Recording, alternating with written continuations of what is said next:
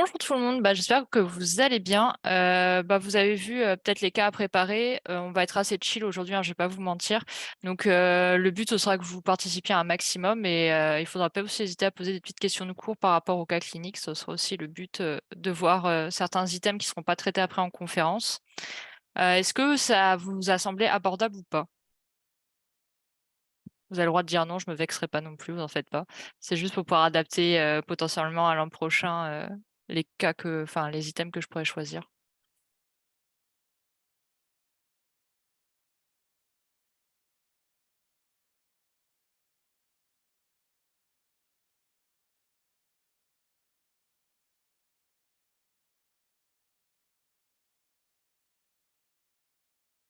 Ok, du coup, Hugo, tu vas pouvoir découvrir ça en direct live.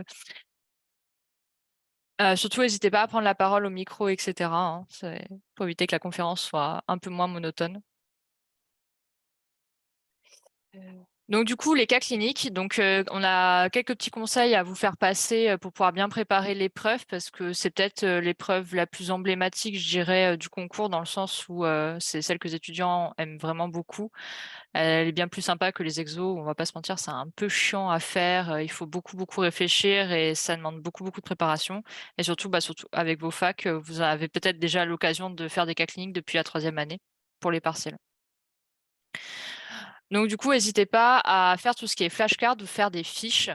Je sais que certains étudiants posent la question chaque année, mais franchement, les flashcards, personnellement, ça m'a beaucoup aidé pour garder en tête les connaissances et les réactiver régulièrement. Donc moi, je les avais fait en Anki, mais je sais aussi que certaines personnes s'amusent à les faire en format papier, c'est en recto verso. Je trouve que c'est pas trop mal et personnellement, ça permet vraiment de garder ses connaissances et d'éviter de les perdre parce que vous allez voir que plus vous allez avancer dans l'année et plus vous allez apprendre de choses et plus vous allez en perdre d'autres. Et moi, ça m'a permis de pas trop stresser, sur mes connaissances et sur le fait que je pourrais les perdre avec le temps. Après, il y a la team, faire des fiches ou refaire des cours ou directement les bouquins. Moi, personnellement, je faisais partie de la team, faire des fiches, juste en mots-clés avec, plusieurs supports différents que je pouvais mixer ensemble. Ça, après, il y a pas de bonne ou de meilleure façon de faire. Il faut vraiment le faire de la façon dont vous êtes le plus à l'aise. Si vous êtes déjà habitué à faire des fiches ou refaire vos cours, n'hésitez pas à continuer. Si par contre, vous aimez bien apprendre directement sur des bouquins ou sur des fiches que vous avez peut-être déjà créées ou sur les cours des profs, pareil, changez pas vos habitudes et restez ainsi. Un énorme conseil, c'est de faire et de refaire les annales. Donc, moi, je les avais commencé même si la notion de cours n'était pas maîtrisée, c'est-à-dire que j'avais juste appris le cours une fois et puis le lendemain, bam, je faisais des annales en rapport avec le sujet. Ça me permettait de bien ancrer les connaissances, de voir aussi ce qu'ils attendaient réellement au concours et de voir si, du coup, ma fiche de cours était complète. Est-ce que j'aurais pas oublié des détails très importants qui n'arrêtent pas de tomber en cas clinique ou pas? Donc, comme pour les exercices, n'hésitez pas aussi à faire les dossiers par thématique. Ça permet des fois de balayer toute une thématique et de voir exactement les questions qui sont posées. Et ça permet surtout de voir que c'est toujours plus ou moins les mêmes questions qui reviennent par thème. Et pareil, essayez de se chronométrer aussi avec le temps. C'est un peu comme les exos. Bon, souvent pour les cas, vous êtes un peu moins stressé, vous mettez un peu, enfin, vous avez une meilleure gestion du temps que pour les exos, mais le jour du concours, ça peut aller très vite, 3 heures pour 5 dossiers.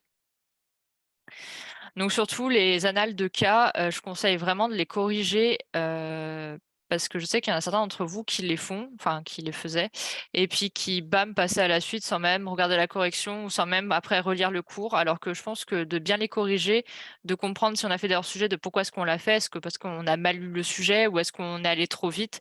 Et aussi de quand la question n'a pas enfin vous n'avez pas su y répondre, pourquoi? Est-ce que c'est parce que vous avez manqué de connaissances, sur l'instant? Est-ce que parce que, du coup, vous avez mal appris le cours ou est-ce que c'était lié parce que, vous aviez tout simplement pas la connaissance? Et dans ce cas-là, il faut absolument les compléter, soit vos fiches, soit vos cours et cetera. Donc surtout, si jamais vous êtes bloqué sur un dossier, n'hésitez pas aussi à utiliser le Discord, hein. Le but, c'est pas que de répondre aux questions d'exercice, on est aussi là pour répondre aux questions sur les dossiers, surtout sur les plus vieilles annales où des fois, la correction concorde absolument plus avec les recommandations actuelles et que vous êtes un peu perdu, vous savez pas trop, ce qu'il fallait exactement mettre, vous pouvez poser la question, on sera là aussi pour y répondre. Donc un peu comme les exercices, une fois que les annales sont maîtrisées, n'hésitez pas à passer sur des supports un peu plus atypiques pour ne pas être surpris le jour J et surtout pouvoir bosser les thématiques qui ne sont jamais tombées. Donc dedans, vous pouvez utiliser tout ce qui est concours blancs nationaux, Sodi Pharma, le tutorat local et les DBOAC qui a la collection cas clinique que je vous conseille parce qu'ils sont pas trop mal, à part la neurocardio. Mais pareil, enfin, il faut pas les acheter, hein, empruntez-les plutôt à la BU parce que vous allez les faire une fois, peut-être deux, et après c'est tout, et ça coûte quand même assez cher. Et en dernier livre à utiliser, qui peuvent être utilisés pour faire des cas cliniques un peu atypiques, c'est aussi les interpharma qui avaient infectio et hémato-immuno. Donc les bouquins datent, c'est-à-dire qu'il faut faire attention au niveau de la correction parce qu'elles sont plus forcément à jour par rapport aux nouvelles recos, etc. Mais ça permet de traiter des sujets atypiques, et la façon dont c'était abordé, c'était aussi un peu atypique par rapport au concours, et je pense que ça fait pas de mal.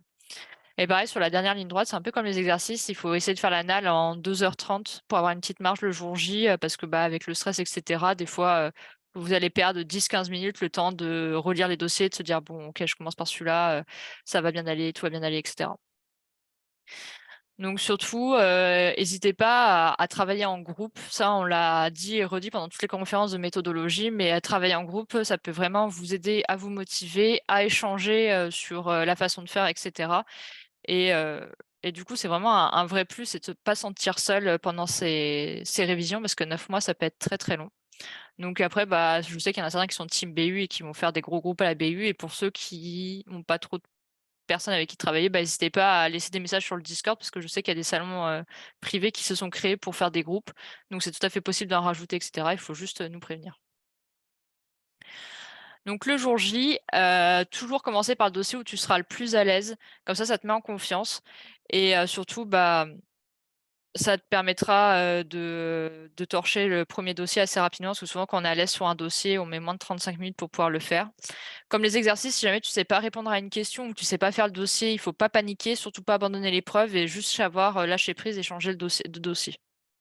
Quitte à revenir un peu plus tard après, te reposer parce que tu as du temps à la fin de l'épreuve. Est-ce que là, tout est bon, ou est-ce que vous avez des questions par rapport à ça? Surtout, vous n'hésitez pas à poser vos questions dans le chat ou à m'interrompre, hein. La conférence, elle est vraiment interactive, hein.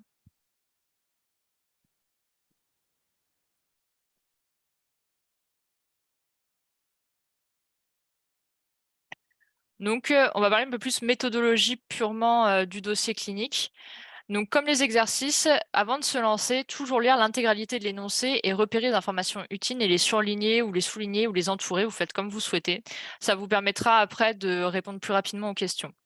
Donc, une fois que vous avez lu tout l'énoncé, lire toujours toutes les questions. Pourquoi? Parce que ça peut vous donner des informations sur le diagnostic à trouver, par exemple.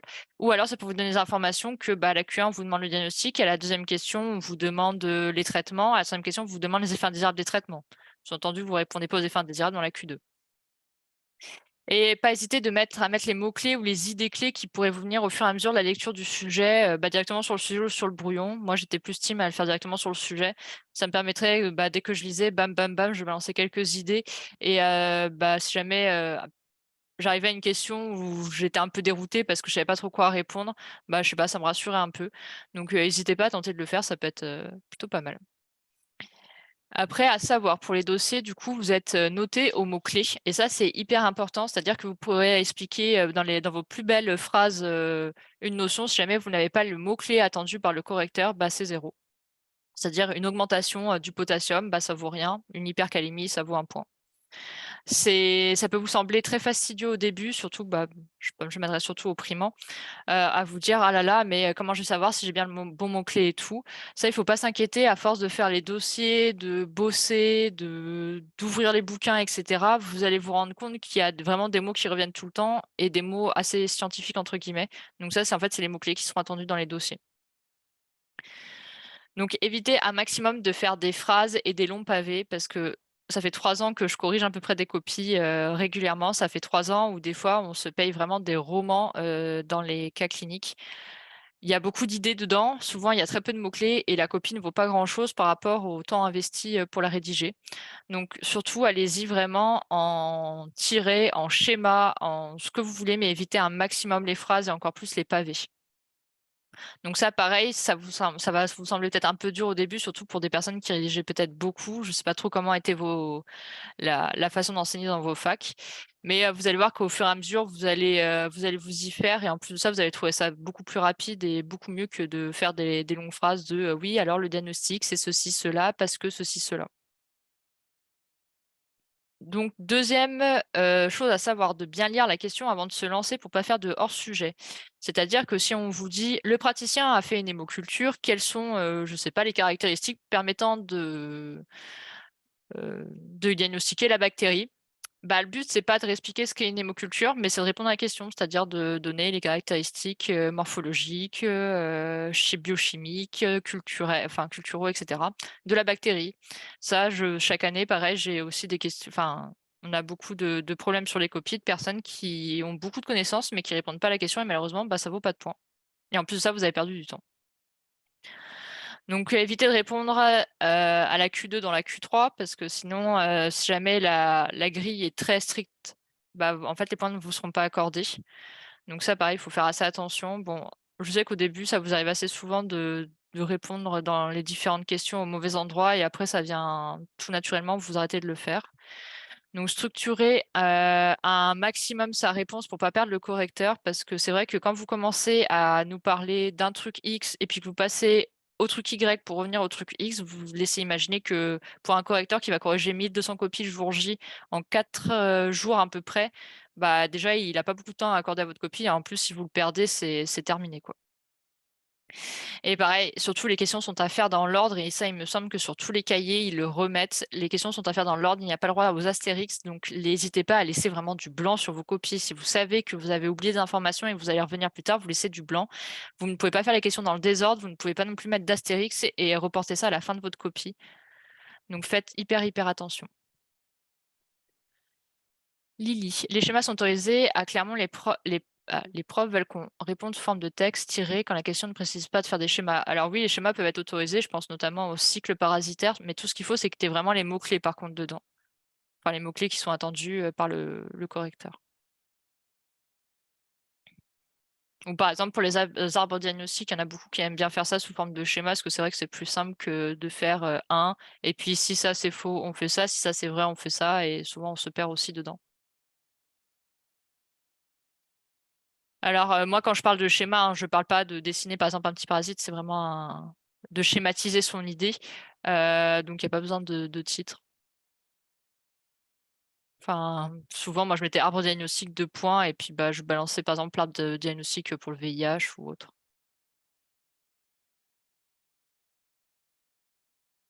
Après, il faut juste que ce soit hyper clair et hyper carré.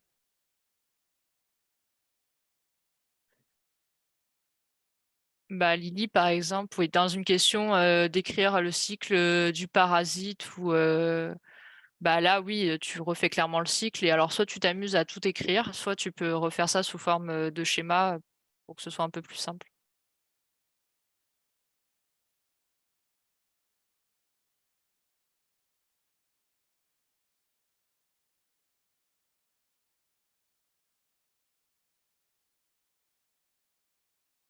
Je ne sais pas si d'autres personnes ont des questions par rapport à la rédaction en elle-même du cas clinique? Ou si vous voulez qu'on passe, directement du coup aux petites choses à qui étaient à préparer?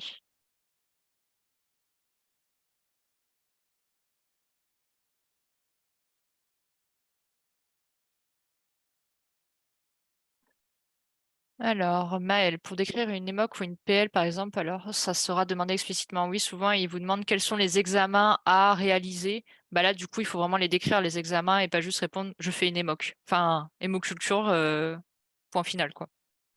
Après, la PL, c'est jamais tombé parce que c'est un acte médical, donc normalement, vous n'êtes pas censé. Enfin, je pense pas que ce sera un jour demandé au concours de décrire exactement l'examen de la PL.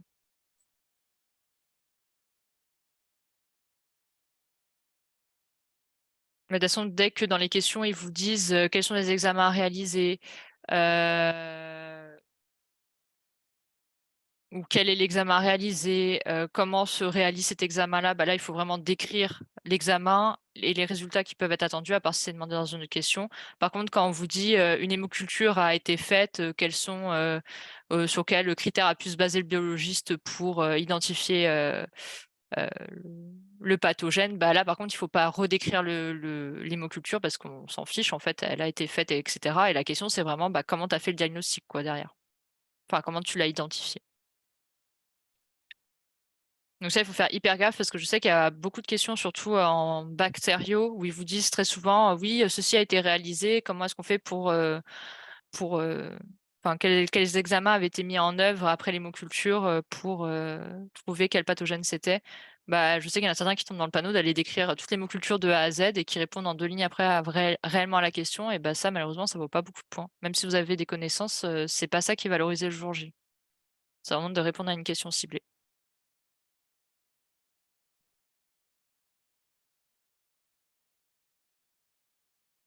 Donc du coup, le premier petit cas, c'était pour parler un peu de la toxicologie, parce que chaque année, on a des demandes sur, la prise en charge en toxicologie et je sais pas pourquoi ça vous trigger un peu. Du coup, je me suis dit: «On va faire un petit cas, rapide sur le paracétamol». Donc c'est une adolescente de 17 ans qui pèse 75 kilos qui est admise aux urgences suite à une ingestion de 16 comprimés de paracétamol à 1 gramme. Donc elle est connue dans les services de pédopsychiatrie pour multiples tentatives d'autolyse médicamenteuse. L'heure d'ingestion, elle est inconnue et une paracétolémie a été faite ainsi qu'un bilan complet, parce que le monsieur, a appelé le centre antipoison. Donc du coup, quelle est la prise en charge de cette patiente? Est-ce que quelqu'un a une idée de qu'est-ce qui pourrait être attendu dans ce type de questions? Il y a 4 points qu'on attend de vous pour pouvoir répondre à la prise en charge en toxicologie.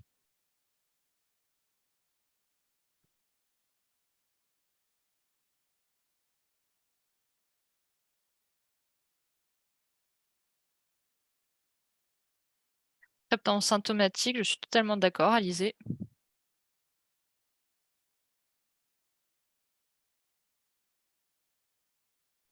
Bilan bio initial, pas forcément, surtout que là, on t'a dit qu'il avait été fait.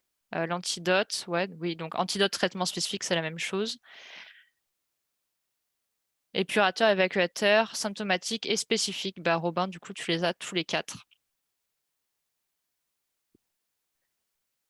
Donc du coup, la prise en charge en toxicologie, elle est quasi identique pour tous les toxiques, donc elle est vraiment à apprendre par cœur. Toujours parler du traitement évacuateur, donc préciser quand il faut le faire, préciser dans quelles conditions, et si jamais il n'en existe pas ou si jamais les délais sont dépassés, le dire aussi. Le traitement symptomatique, donc on s'est aperçu au fil des annales qu'en réalité, on vous demande tous les traitements symptomatiques qui sont en lien avec le toxique et pas forcément s'arrêter à la prise en charge dans le contexte clinique de l'énoncé. Après ça, il y a le traitement épurateur, donc soit l'épuration extra-rénale, soit l'épuration rénale. Et pareil, si jamais bah, il n'y en a pas, il faut aussi l'indiquer. Et bien sûr, il reste le traitement spécifique, donc qui est aussi l'antidote. Là, le but, ça va être quand même de nommer la molécule, donc l'antidote utilisé, sa voie d'administration, si jamais elle a une durée d'utilisation particulière, l'objectif de pourquoi est-ce qu'on le donne. Donc souvent objectif, mécanisme d'action, ça peut aller ensemble. Est-ce qu'il y a des effets indésirables particuliers ou des contre-indications particulières et est-ce qu'il y a un suivi à effectuer derrière?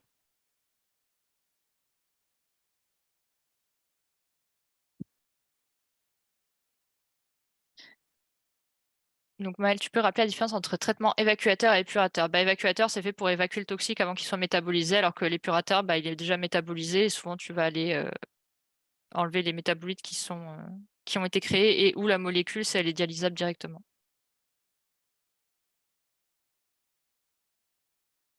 Donc du coup, là, dans le cas du paracétamol, point par point, est-ce que vous pouvez me dire ce qu'on fait comme traitement évacuateur? Et déjà, est-ce qu'on en fait un ou pas aussi dans cette configuration-là?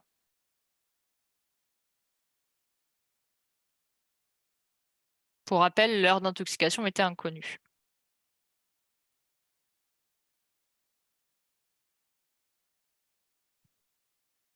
Alors Margot, oui, si inférieur à 1 heure, donc là non. Je suis d'accord avec toi. Qu'est-ce qu'on aurait fait si, par exemple, on t'avait dit que la patiente, elle l'avait ingéré il y a moins de 30 minutes? Charbon actif, ouais, et le lavage gastrique. Alors il faut savoir que le lavage gastrique est de moins en moins fait, de plus en plus décrié. C'est quand même très barbare à faire sur un patient. Et en plus de ça, il faut que la personne soit formée à l'acte pour faire le lavage et c'est pas forcément très évident. Et en plus de ça, il y a des risques d'inhalation. Est-ce que d'autres personnes avaient mis d'autres choses pour, le traitement évacuateur dans l'intox du paracétamol?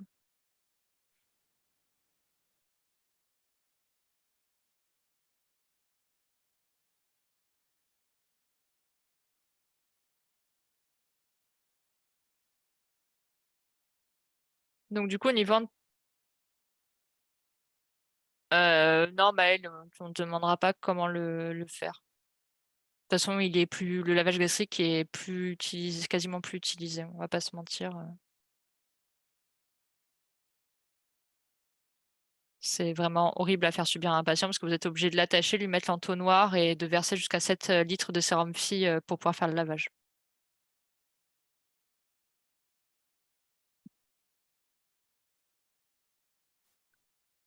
Au niveau du traitement épurateur, est-ce qu'on en met un en place ou pas?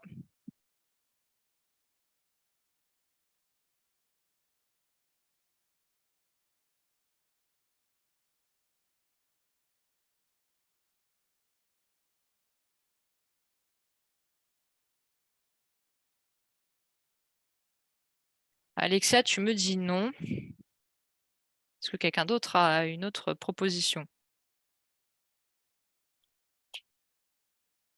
Je demandais, Margot, est-ce que dans l'intoxication paracétamol, tu mettrais un traitement épurateur ou non? Et si oui, qu'est-ce que tu mettrais en place?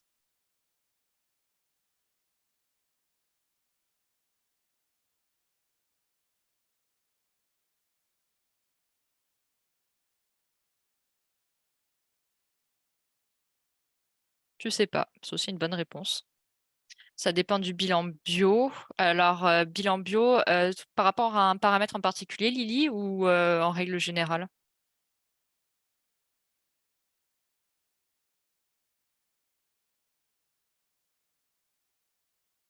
S'il y a une insuffisance rénale.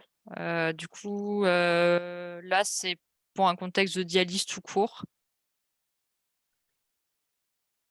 Est-ce que quelqu'un a une autre proposition ou pas?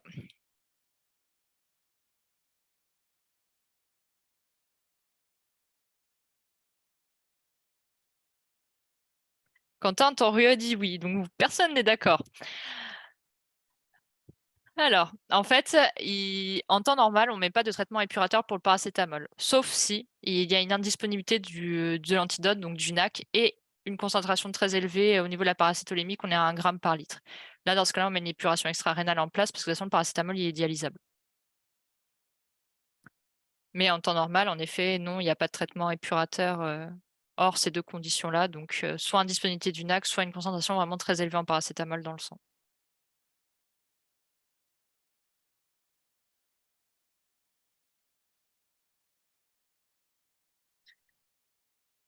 Du coup, au niveau de l'antidote, qu'est-ce que vous allez donner? Le NAC, ouais. Ah, il me faut un peu plus d'informations dessus. Sa voie d'administration, quand est-ce qu'on le débute, combien de temps est-ce que vous le laissez en place? Alors, IV ou PROS pour avoir d'administration, je suis totalement d'accord.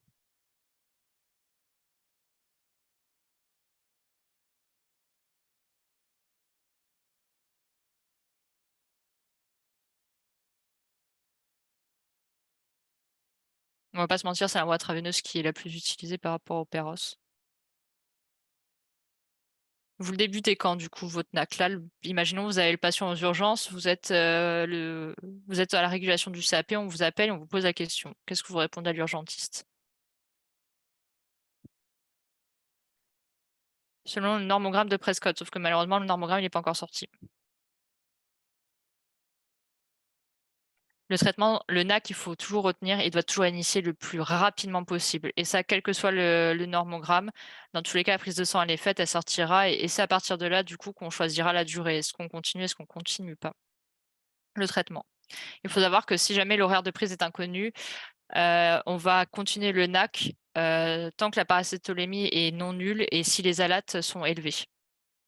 Donc ça peut durer bien plus que 4 à 6 heures, voire plus de 21 heures. C'est quoi le but de mettre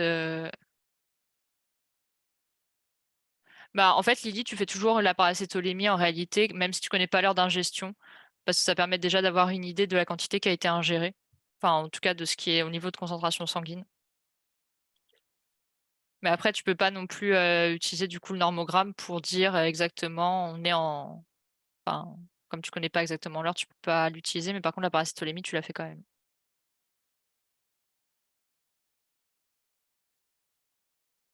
Alors, le but du NAC, c'est de favoriser l'élimination du NAPQI, donc de limiter les atteintes hépatiques. Ouais, je suis totalement d'accord. Et Hugo complète en disant que c'est pour reformer le stock d'honneur de glutathion. Donc, je suis totalement d'accord aussi. Donc, vraiment, le but, c'est de régénérer le stock en glutathion qui permettra après de reprendre la détoxification du NAPQI. Et est-ce que vous connaissez les effets indésirables du NAC?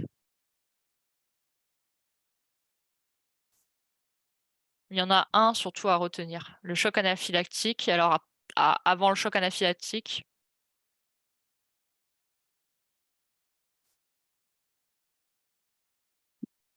douleur gastrique, prurite, allergie, ouais.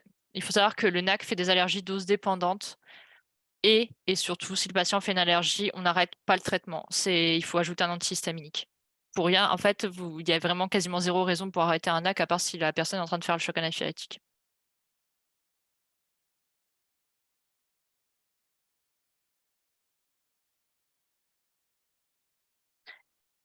Est-ce que vous avez des questions par rapport à tout ce qu'on vient de dire?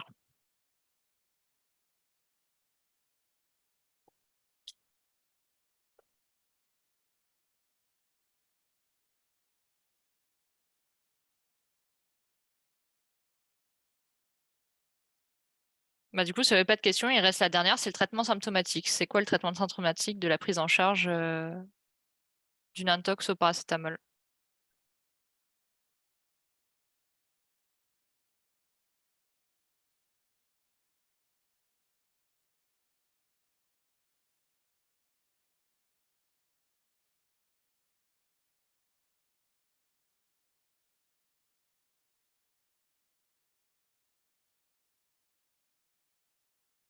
Transplantation hépatique, 6 critères et disponibilité. Ouais, donc là, on est vraiment dans le cadre d'une hépatite fulminante.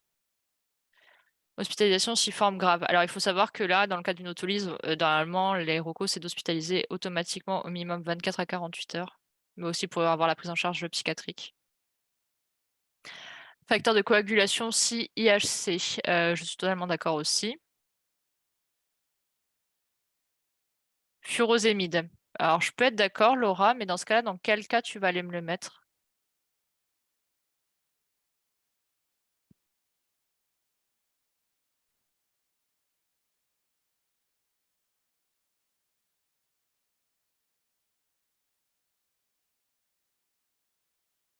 Est-ce que vous avez une idée dans quel cas on va aller mettre le furosémide?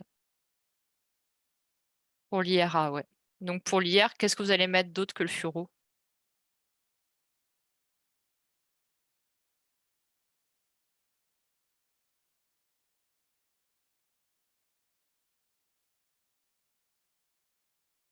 Électrolyte, ouais. Donc le but, c'est vraiment de relancer la diurèse et si vraiment il y a besoin, on dialyse. Donc du coup, vous m'avez dit la prise en charge de l'insuffisance rénale, la prise en charge de la trouble de la coagulation sur l'insuffisance hépatocellulaire, l'hépatite fulminante. Il reste 2 prises en charge avec le paracétamol à connaître.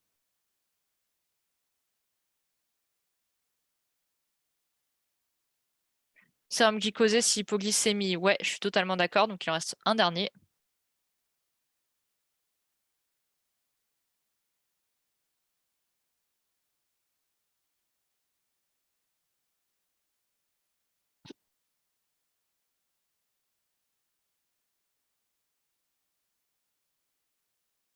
C'est peut-être le moins connu d'entre eux, donc si jamais je vous parle de Mars, est-ce que ça vous dit quelque chose?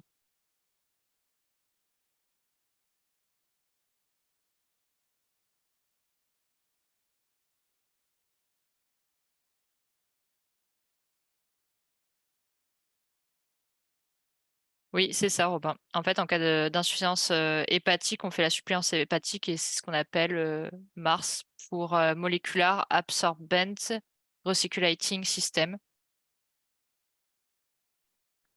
Donc en fait, c'est une hémodialyse qui va être couplée à une dialyse à l'albumine qui permet en fait d'éliminer les toxines endogènes liées à l'albumine.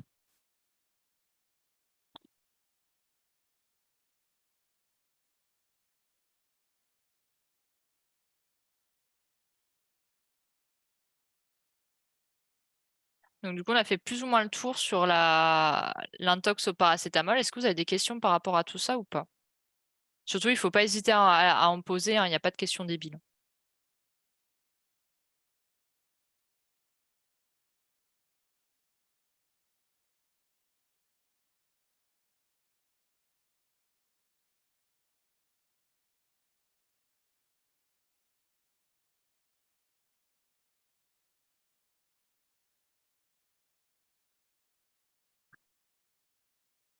Personnellement, je vois pas trop desquels tu me parles, Robin.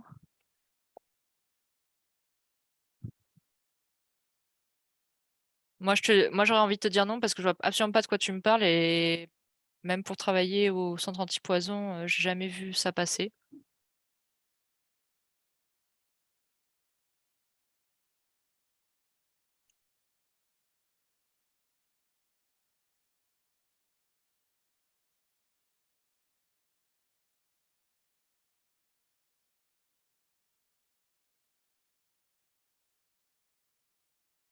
Laura, est-ce que parler du diagramme ça aurait été HS dans la question? Oui, parce que ça fait pas partie de la prise en charge pour le coup. Par contre, si la question avait été quels sont les examens, les analyses toxicologiques, par exemple, à réaliser, là, t'aurais pu en parler du monogramme de Prescott.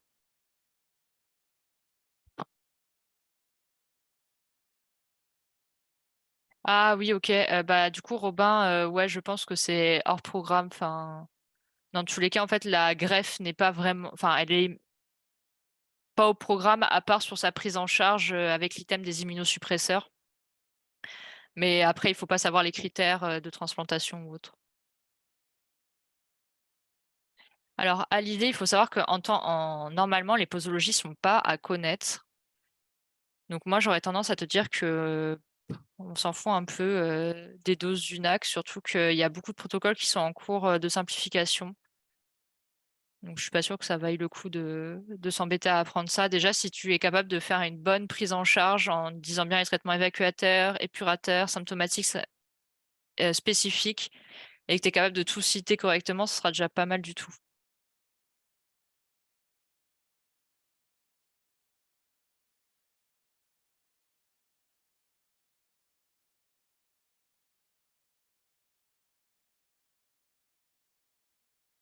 Alors, tu parles de 4 fois la dose maximale.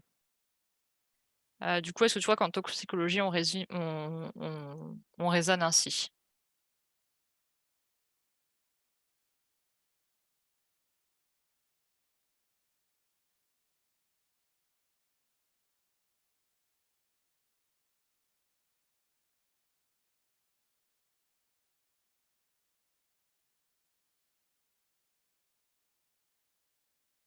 Alors oui, c'est quand même une intox mais il faut faire très attention parce que je sais que beaucoup de profs enfin, résument ça en mode si jamais la personne bouffe plus de 10 grammes de paracétamol, elle va décéder.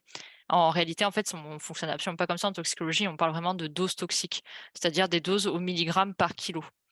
Donc là, par exemple, chez cette patiente, la dose toxique, elle était à 11 grammes 250. Donc bien plus que les 10 grammes annoncés mortels par beaucoup de profs à la fac. Mais en effet, c'était une intox grave. Mais il fallait pas raisonner par rapport à la dose maximale, mais par rapport au poids de la personne et à la dose toxique du produit. Donc oui, en effet, il fallait dire que la prise en charge elle était hospitalière. Bon, c'était plus ou moins sous-entendu parce qu'on disait bah, que la patiente était prise en charge par l'urgentiste, mais en effet, si jamais c'est rien, si jamais il y a vraiment strictement rien de marqué, toujours dire prise en charge ambulatoire ou hospitalière.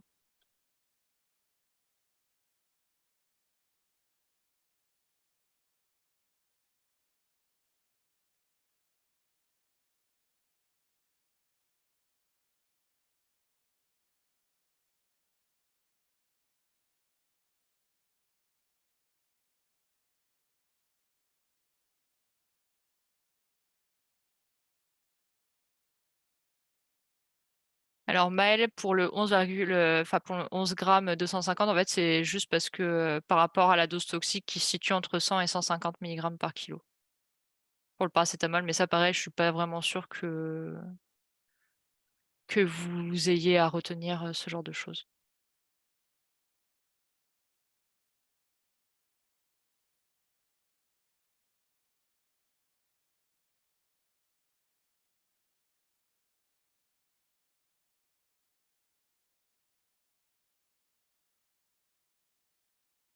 Bon, du coup, on va passer au cas numéro 2. Donc le cas numéro 2, c'est, du coup l'anal qui est tombé cette année au concours. Je me disais que ça pourrait être pas mal, de voir un peu l'épilepsie parce que c'est quelque chose, qui est très peu traité et qui était encore jamais vraiment tombé, je trouve, de cette façon-là. Et ça permettra du coup, de voir un peu la méthodologie de la pose de diagnostic. Donc madame L a 28 ans, elle a eu une perte de connaissance brutale et a occasionné un traumatisme facial. L'examen médical montre l'existence d'une amnésie post-critique, d'une confusion ainsi qu'une morsure de la langue. Depuis, elle a des courbatures des céphalées. Il s'agit du deuxième épisode de ce genre. Un électroencéphalogramme, ce qu'on appelle vulgairement le G, est réalisé en dehors de la crise et ne montre aucune anomalie. Quelle hypothèse diagnostique peut être formulée, justifiée? Donc du coup, avant que vous lanciez dans la réponse, pour faire un petit point sur la pose de diagnostic, donc il y a plusieurs écoles. Moi, je vous en présente une, mais sachez qu'il y a des personnes qui font plus, terrain, anamnèse et cetera, plutôt que cette façon-là. Donc toujours, on pose le diagnostic ou l'hypothèse en donnant le nom de la pathologie en toutes lettres, donc 0 abréviation. Une petite définition de la pathologie, ça mange pas de pain, et expliquer brièvement la physiopathe. Faire très attention parce que la physiopathe, des fois, est demandée en question, dans les questions qui suivent. Donc, si jamais c'est demandé après, vous l'expliquez pas dans la pose du diagnostic, sinon vous n'allez pas avoir les points. Je pense notamment à la polyarthrite rhumatoïde qui, à chaque fois qu'elle tombe, il y a toujours une question sur la physiopathe, après la question sur le diag. Après ça, les arguments épidémiologiques, donc ça, c'est à la fois des arguments qui peuvent être trouvés dans l'énoncé, mais aussi des arguments, qui viennent de vos connaissances de cours. Donc est-ce que c'est une pathologie rare? Est-ce que c'est une pathologie qui atteint plutôt les femmes, plutôt les hommes, plutôt jeunes, plutôt vieux? Et cetera, et cetera. Après, est-ce qu'il y a des arguments étiologiques à cette pathologie? Donc ça, pareil, c'est aussi un mix entre vos cours et l'énoncé. Donc, je sais pas, par exemple, on peut vous dire, oui, blablabla, la personne a été très, très exposée au benzène et tout, bam, leucémie aiguë. Bah, du coup, ça peut être un critère étiologique parce que ça en fait partie. L'argument chronologique, donc est-ce que les délais sont compatibles avec la survenue de la patho? Donc ça, c'est surtout beaucoup, beaucoup pour l'infectiologie avec les temps d'incubation, et cetera. Et après, on a tout ce qui est argument clinico-biologique et paraclinique. Donc, le but, c'est vraiment d'essayer de mettre en lien la clinique avec le bilan bio. Donc, ça n'a pas déjà été fait et commenté dans les questions précédentes, plus ou moins paraclinique. Donc, ça, c'est des questions, enfin, ça, la réponse des arguments, tout se trouve dans l'énoncé. Et dans le bilan bio, si jamais il y en a un. Et après, les diagnostics différentiels, donc ça, c'est hyper important que vous le mettiez parce que je sais que vous êtes très nombreux à l'oublier. Ça, les profs attendent vraiment que vous puissiez indiquer au moins un diagnostic différentiel à la pathologie et expliquer pourquoi est-ce que vous l'avez pas retenu. Donc du coup, revenons à nos moutons. Qui veut se lancer pour, l'hypothèse diagnostique de cette patiente?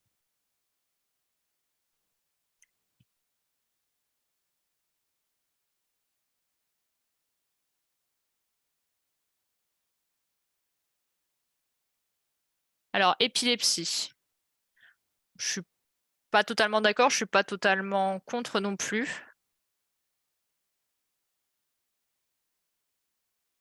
Là, quand on vous demande les diags, il va falloir être un minimum précis.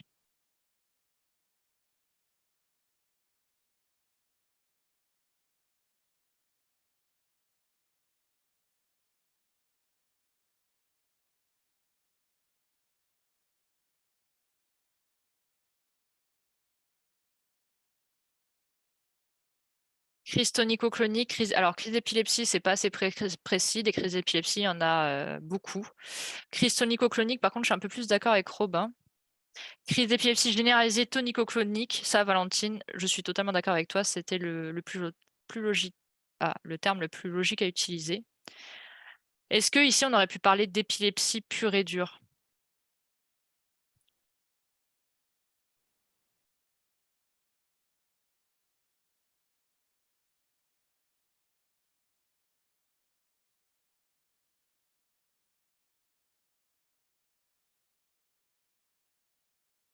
Est-ce que vous savez à peu près la définition de l'épilepsie? À partir de quand est-ce qu'on peut en parler d'épilepsie et à partir de quand on ne peut pas en parler? Elle n'a fait que 2 épisodes, donc du coup pour toi c'est pas suffisant.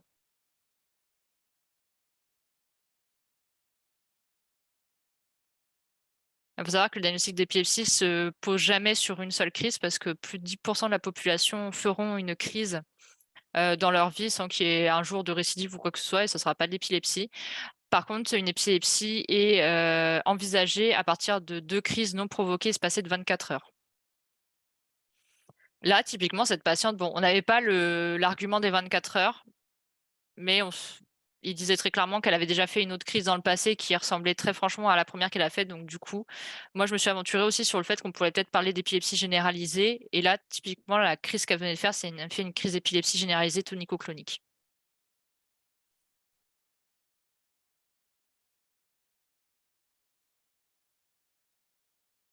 Est-ce que du coup, les autres, vous avez compris pourquoi juste parler de crise d'épilepsie, ça ne pouvait pas fonctionner? Enfin, c'était une réponse que très caduque. Est-ce que vous connaissez les différents types de crises d'épilepsie? Comme ça, je peux vous faire un petit point court si jamais ça vous intéresse.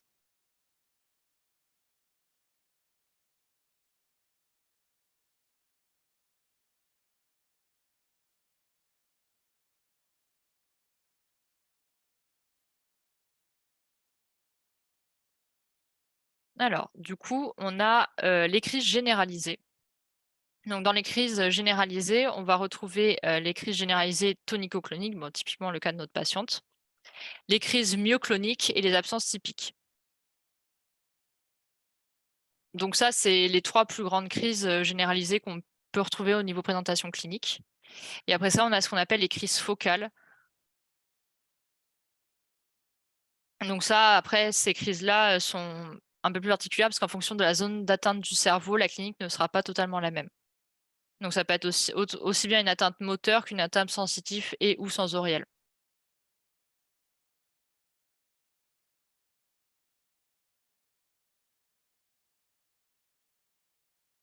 Est-ce que vous avez fait faire la différence entre une crise qu'on peut appeler focale et une crise qui est généralisée, d'un point de vue physiopathe ou clinique? Surtout, n'hésitez pas, il ne faut pas hésiter à poser vos questions, c'est aussi fait pour ça.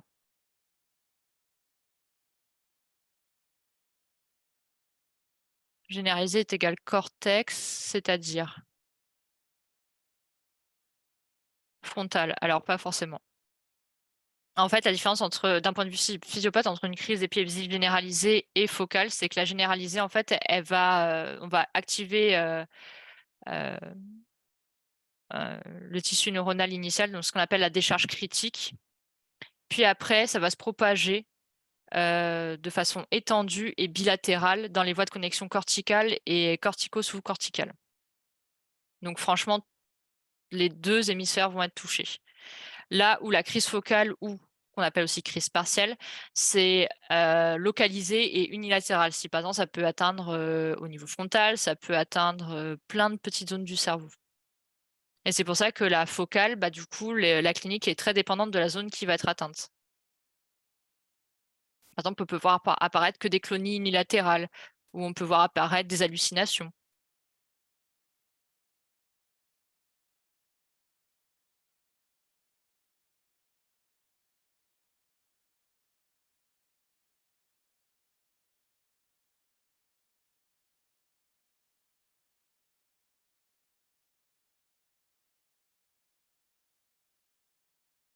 Donc, du coup, est-ce que vous avez la définition de la crise d'épilepsie? Est-ce que vous savez comment est-ce qu'on peut définir ça avec des termes un peu scientifiques?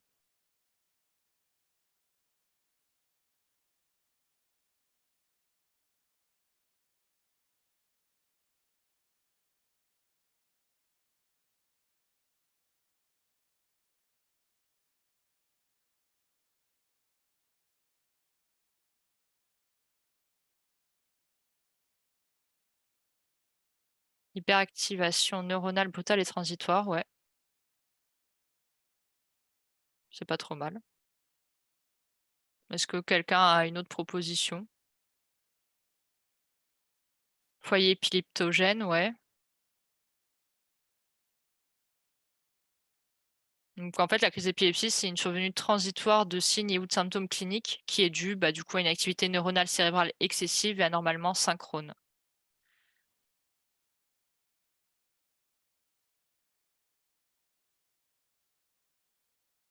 Bah, ou expression clinique de l'activité paroxystique d'un groupe de neurones, ça marche aussi. Après, il y a plusieurs définitions possibles. N'hésitez pas à prendre celle que vous avez appris pendant vos cours.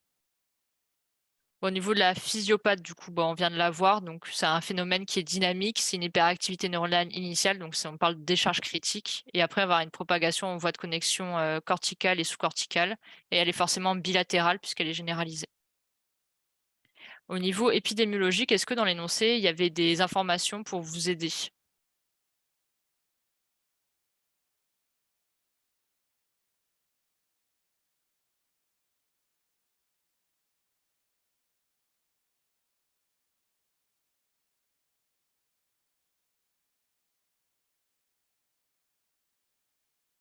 Une femme adulte, ouais. Et du coup, avec vos connaissances, de cours, est-ce que vous pouvez rajouter quelques petites informations? Est-ce que c'est une pathologie rare? Est-ce que c'est pas une pathologie rare? Est-ce qu'il y a beaucoup de personnes atteintes en France ou pas?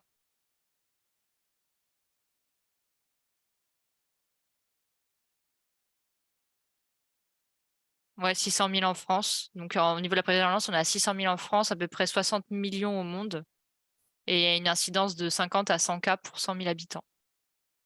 Donc ça, pareil, c'est des petits arguments que vous pouvez rajouter dans votre copie. Ça mange pas de pain, et dans tous les cas, elles sont à connaître quand vous faites vos fiches de cours, parce que je sais que vous êtes souvent assez nombreux à skip la partie épidémio de la sémiologie, mais c'est hyper important dans la pose de diag parce que ça peut être des arguments supplémentaires. Au niveau étiologique, est-ce qu'on avait une étiologie qui était proposée dans l'énoncé ou pas du tout? Et est-ce que du coup ça coïnciderait un peu avec la pathologie?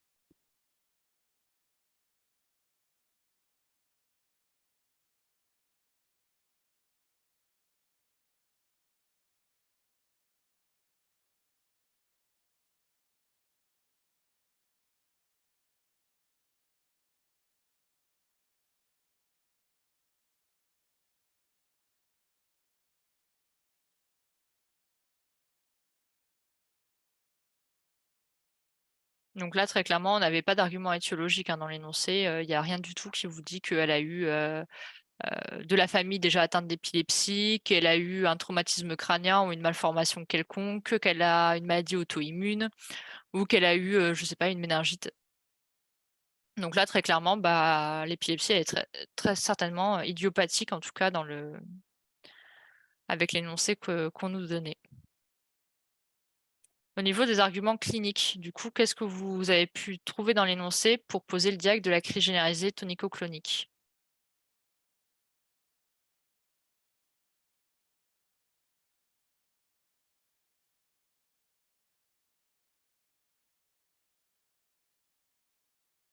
Alors, morsure de la langue, perte de connaissance brutale, ouais.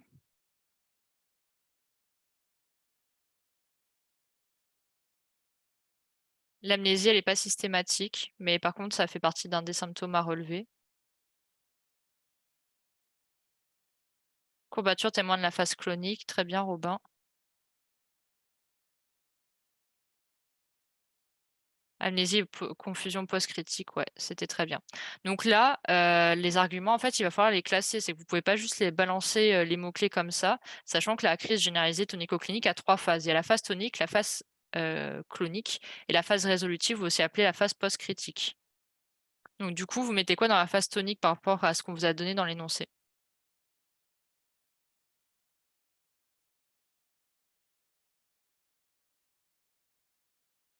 Perte de connaissance et morsure de la langue, c'est très bien, Valentine. Est-ce qu'on avait des choses pour la phase clonique?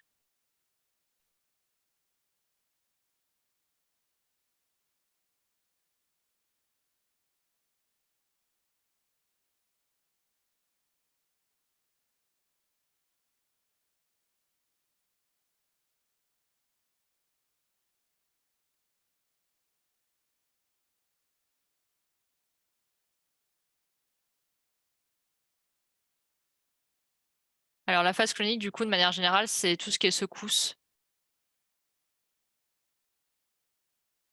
Donc là, typiquement, en fait, on nous disait rien du tout. Par contre, comme dit Valentine, que les courbatures, en fait, elles sont témoins qu'il y a eu des secousses de la phase clonique. Et du coup, dans la phase résolutive, bah, il reste les confusions, l'amnésie, les céphalées et les courbatures. Donc surtout, quand vous avez des pathologies à phase, ou avec un enchaînement particulier de signes cliniques, il faut toujours indiquer lesquels on retrouve dans quelle phase, parce que c'est des mots-clés en plus, phase tonique, phase clonique, phase résolutive, et en plus de ça, vous montrez vraiment que vous avez une vraie connaissance du cours. Est-ce qu'il y avait des arguments paracliniques dans l'énoncé?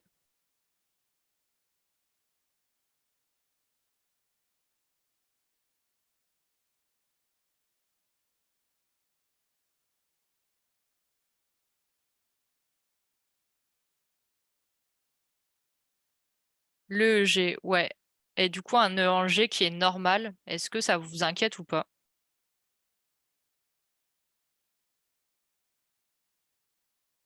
Enfin, est-ce que du coup, vous restez sur votre idée qu'il y a une crise généralisée, voire une épilepsie généralisée, ou au contraire, ça vous fait dire qu'il y a autre chose?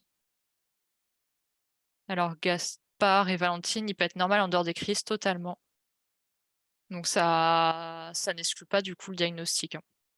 Donc quand l'EEG en fait, il est normal, en dehors des crises, on va souvent le compléter par un enregistrement sur une période qui est beaucoup plus longue, donc ça peut aller jusqu'à 15 jours ou après exposition à un facteur favorisant. Alors Valentine, on doit préciser les autres signes qu'il peut y avoir dans les différentes phases où on se contente de l'énoncer. Moi, je te dirais de te contenter de l'énoncer. Après, si jamais tu as une vraie question, genre, quels sont les signes cliniques, je sais pas, de la crise généralisée tonico-clonique, là, il faudrait toutes les balancer, quitte à signaler celles que tu retrouves dans l'énoncé ou chez le patient.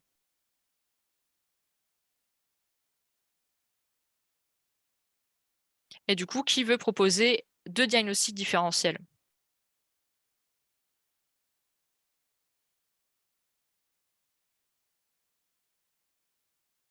La syncope, ouais,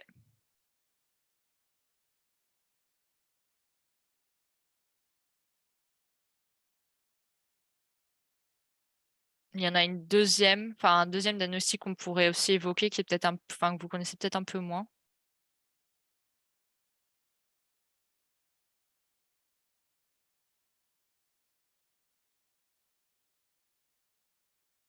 Si je vous parle des CNEP, est-ce que ça vous dit quelque chose ou pas?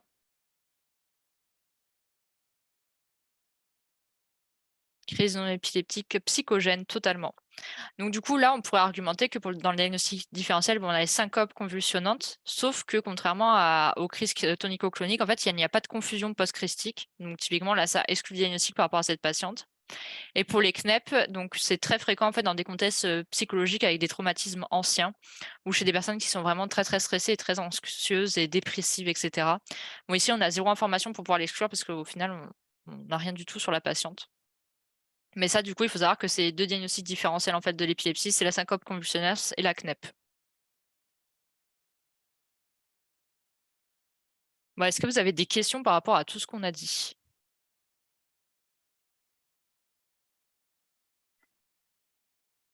Alors, Maëlle, dire, crise d'épilepsie tonico-clonique, ça l'est, mais pas une crise d'épilepsie car elle n'a pas fait 2 espacés de 24 heures. Bah, dans l'énoncé, en fait, on te dit, très clairement que c'est le deuxième épisode du genre.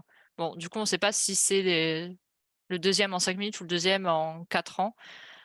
Mais on peut se douter qu'elle en a déjà fait 2, qui sont sûrement déjà espacés de plus de 24 heures et qui sont pas provoqués, donc on pourrait parler d'épilepsie généralisée chez cette patiente. Mais je pense qu'en réalité, eux, enfin, on verra la correction qu'ils proposent, mais je pense qu'ils se seront arrêtés à la crise tonico-clonique. Alors Milad, qu'est-ce qui exclut la syncope? En fait, la syncope convulsionnante, tu ne retrouves pas de confusion post-critique. Alors que là, bah, très clairement, dans l'énoncé, on te disait que si, qu'elle avait une confusion, une amnésie. Donc du coup, tu peux pas retenir ce diagnostic-là.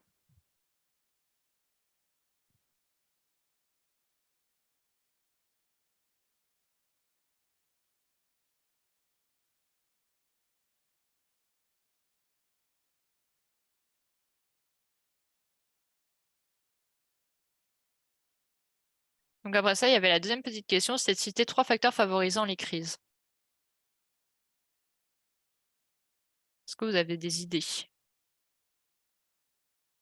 Privation de sommeil, alcool, stress, drogue. Voilà. Simple, net et efficace. Donc ouais, les 3 facteurs favorisant les crises à connaître par cœur, c'est le stress, le manque de sommeil et la prise de toxiques, alcool et drogue. Et chez la femme, vous pouvez aussi rajouter les cycles hormonaux.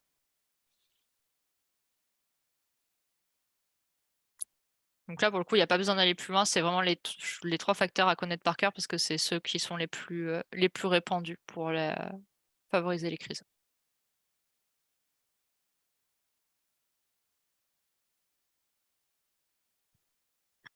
Et du coup, quand on vous dit citer, si je vous ai mis cette question, c'est parce qu'il faut citer. Pas besoin d'aller expliquer le pourquoi du comment. Le stress va, augmenter le risque d'épilepsie ou de crise d'épilepsie. Le but là, si on vous demande de citer 3 facteurs, vous citez les 3 facteurs principaux pour favoriser des crises, vous arrêtez là, vous passez à la question suivante. On n'attendra pas de vous que vous palabrez, pendant 15 ans, sur le pourquoi du comment.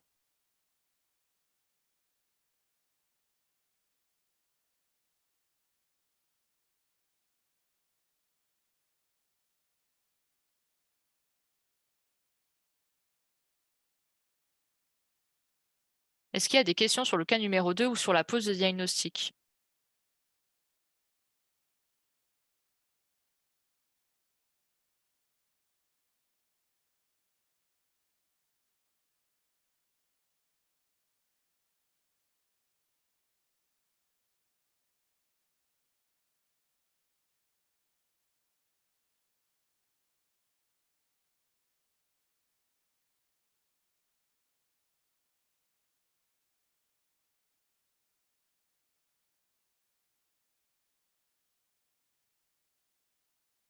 Du coup, je suppose que tout est OK pour tout le monde. Donc vous inquiétez pas, hein, il y a une correction détaillée et tout, qui complète totalement le diapo.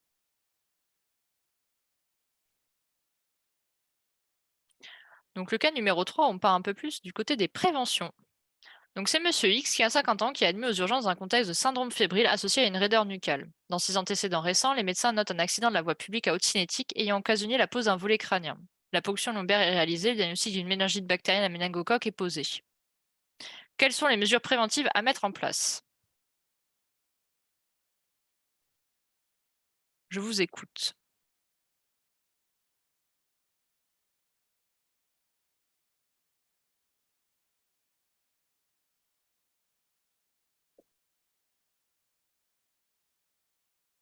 C3G à dose méningée. Je te demande les mesures préventives, attention, hein.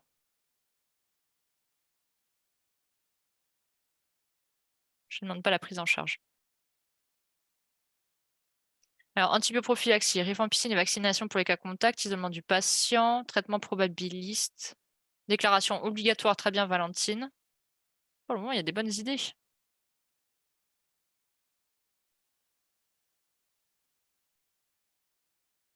Bon, du coup, pour creuser un peu plus en détail, à partir de, enfin, à qui vous donnez l'antibioprophylaxie, qui vous vaccinez? Et est-ce qu'il y a des délais de prise en charge par rapport à ça? Donc, au cas contact, je suis d'accord.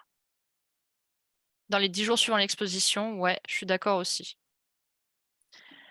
Donc vous m'avez parlé de la déclaration obligatoire à la ARS. Donc ça, toujours penser toutes les maladies à déclaration obligatoire, à bien l'indiquer sur les copies, c'est hyper important.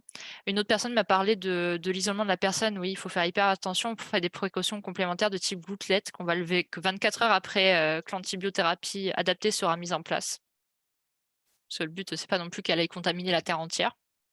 Et là, du coup, on est dans une prévention primaire, secondaire, tertiaire, de mettre l'antibioprophylaxie à vaccination au cas contact. Secondaire.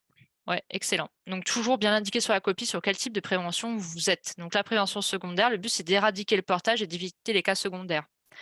Donc en effet, comme vous me l'avez très bien dit, on identifie les sujets contacts soit par le médecin de ville, soit hospitalier, en lien en fait avec le médecin qui est en charge de la veille sanitaire à l'ARS. Donc une fois que les cas contacts sont identifiés, on a un délai de prise en charge qui est de 24 à 48 heures pour l'idéal, mais on va pas se mentir, c'est je pense rarement le cas, et jusqu'à maximum 10 jours. Donc soit on fait une antibioprophylaxie par rifampicine, donc c'est la première intention. Est-ce que quelqu'un peut me dire pendant combien de temps on va la donner cette rifampicine? 2 jours. Je suis totalement d'accord. Est-ce que quelqu'un connaît la classe, thérapeutique de la Rifan?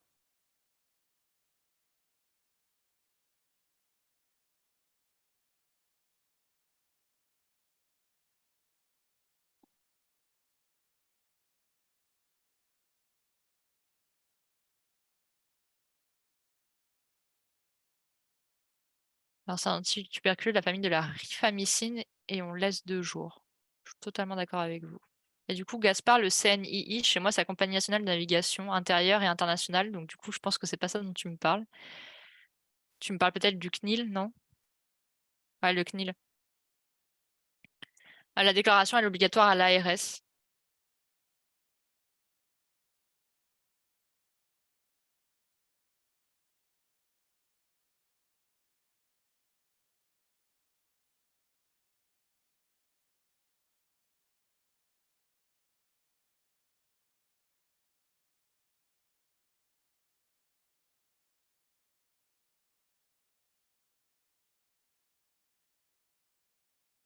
Et donc, du coup, la vaccination.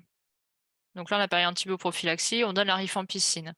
En cas de contre-indication ou si jamais il y a des résistances, est-ce qu'on a le choix avec d'autres molécules ou pas du tout? Ciprofloxacine, ouais, ou ceftriaxone. Donc la posologie, c'est quoi? De la cipro et la ceftriaxone en antibioprophylaxie. Est-ce que vous la connaissez?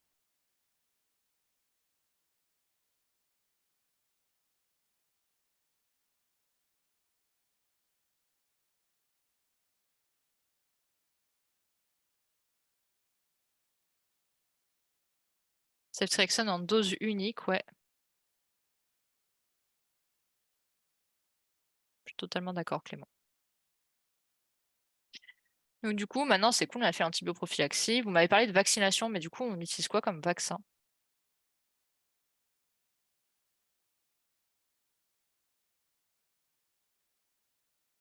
Le nom de DCI ne sont pas autorisés, enfin les noms des principes ne sont pas autorisés au concours.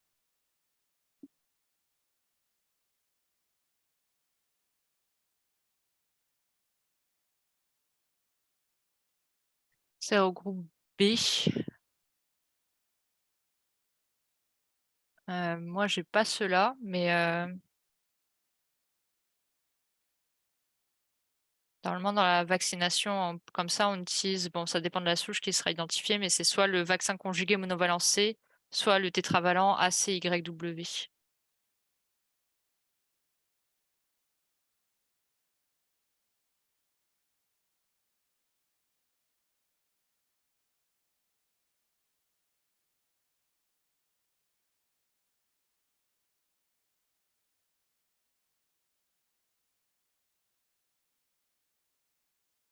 Et donc, du coup, dans les deux cas, ces deux vaccins conjugués, c'est quel type de vaccin? Est-ce que je peux le donner à une femme enceinte? Comment est-ce que je l'administre?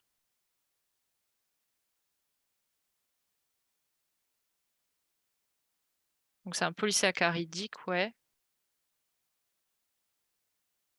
Est-ce que c'est un vaccin vivant, un vaccin inactivé ou inerte?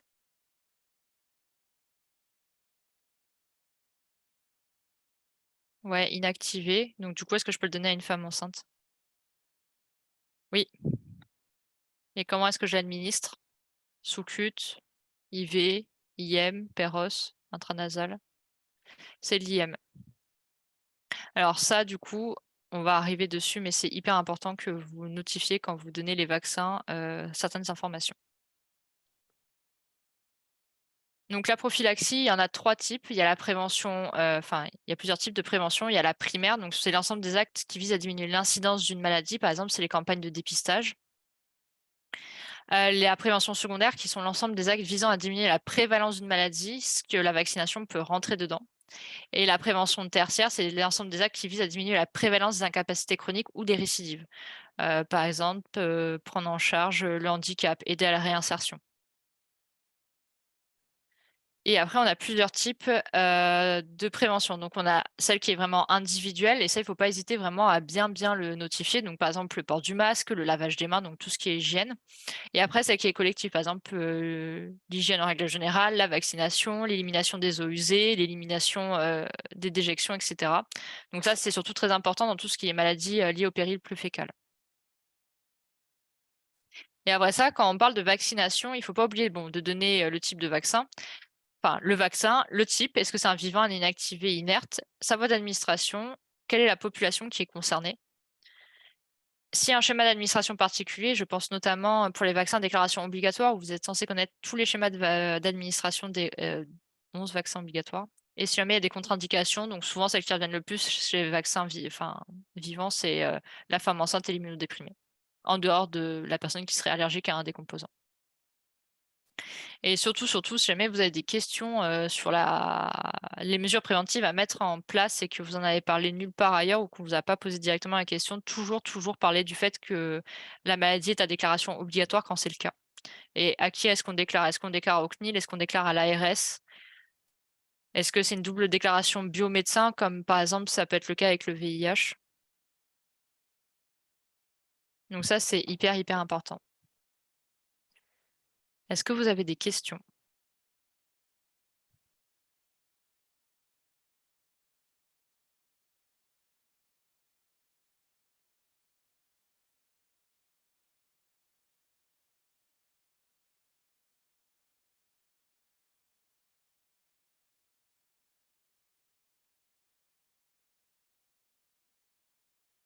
Mais en fait, quand pour le VIH, le biologiste doit déclarer et le médecin redéclare derrière, quand il y a les résultats qui sont sortis. Alors que des fois, c'est juste, par exemple, que le médecin ou que le bio qui va les déclarer.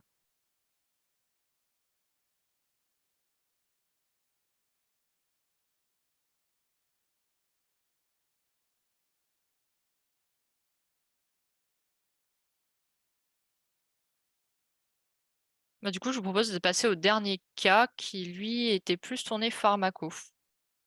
Donc, je suis désolée, on reste encore dans la thématique de la neurologie. Donc, monsieur B, 71 ans, a une maladie de Parkinson et un adénome prostatique qui a été traité par un extrait de Pigum africanum depuis une dizaine d'années. Donc, après, son traitement anti-parkinsonien, c'est le suivant. Donc, le Modopar 250, 4 fois par jour, et la triexiphénidyle, 2 mg, 3 fois par jour. La question était, commenter cette ordonnance. Alors, avant qu'on se lance dans le commentaire pur et dur de l'ordonnance, qu'est-ce que vous auriez marqué sur ce type de réponse? Quelles informations vous auriez envie de donner sans partir dans le détail?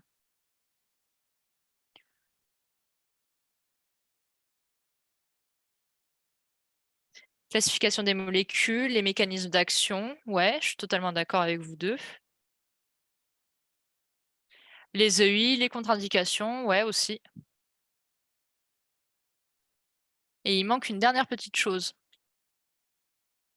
Traitement associé aux différentes maladies. Donc oui, remettre dans le contexte les indications. Si jamais il devait y avoir plusieurs plusieurs pathologies traitées. Si c'est une première intention ou pas, je suis totalement d'accord avec toi, Alizé. Les recos, très bien.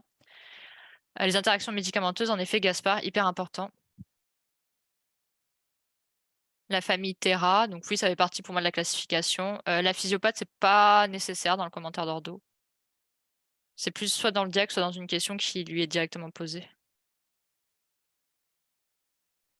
Alors, Laura, ils peuvent poser des questions sur des traitements qui sont plus commercialisés. Non, c'est pour ça d'ailleurs que la chloroquine, du coup, n'est plus au programme, puisqu'il y a plus il y en a plus de commercialisés en France depuis octobre 2022.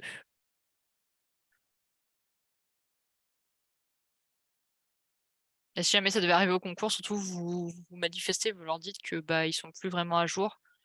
On fera un coucou aux ATU qui sont tombés en QCM, alors que ça fait plus d'1 an et demi que la réforme est passée. Milad, alors oui, même en toxico, hein, tous les traitements qui ne sont plus commercialisés sur le sol français ne sont pas à connaître, hein. De toute façon, il y aurait vraiment zéro intérêt à vous faire apprendre des trucs que dans tous les cas, on ne peut plus du tout utiliser parce qu'on les a plus physiquement. Faut savoir que ça va jusqu'à si jamais il y a des changements après le 30 juin 2023, là, ils pourront vous poser par exemple des questions dessus, même si le médicament a été retiré du commerce en juillet 2023, parce que les changements s'arrêtent au mois de juin pour le concours. Mais déjà, tout ce qui est plus commercialisé depuis un bail, c'est pas à prendre et ça peut pas tomber non plus.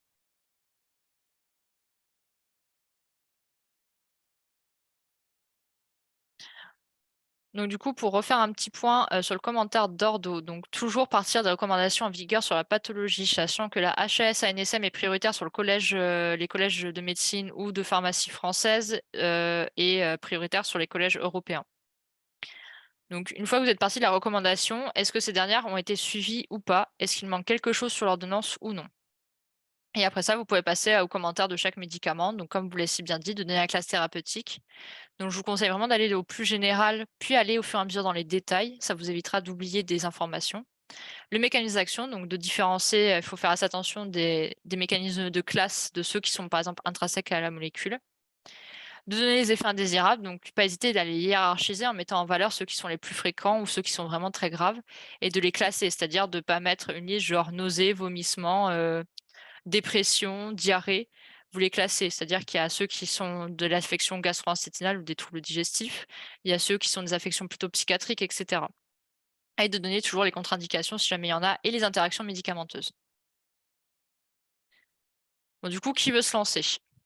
Sachant que cette personne a le droit de prendre aussi la parole en vocal, hein, si elle préfère plutôt que d'écrire, du texte. Déjà, est-ce que par rapport, aux recommandations, est-ce qu'on était good?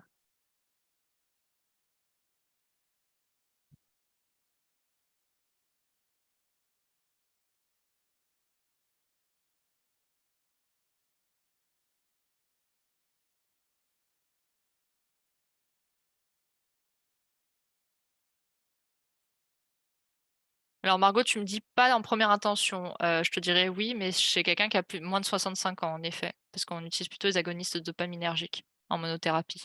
Par contre, là, on est chez un patient de plus de 70 ans, donc la L-Dopa avec son inhibiteur est d'emblée, une première intention en monothérapie. Ou alors on peut utiliser les IMAOB.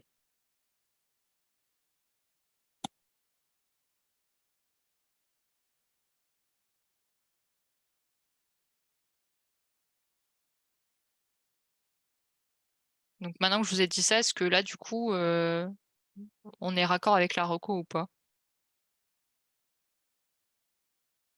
Alors Gaspard, ouais, la trihexyphénidil, il est vraiment pas ouf chez les vieux. Il faut savoir que c'est un médicament, enfin les anticholinergiques sont devenus des médicaments totalement, enfin quasiment obsolètes en raison de leurs effets secondaires. Ils ont l'intérêt que chez les jeunes patients avec des tremblements, malgré un traitement dopaminergique qui est bien conduit. Donc vraiment, en clair, là, on est totalement hors clou parce qu'il n'y a pas grand-chose qui va sur cet ordo.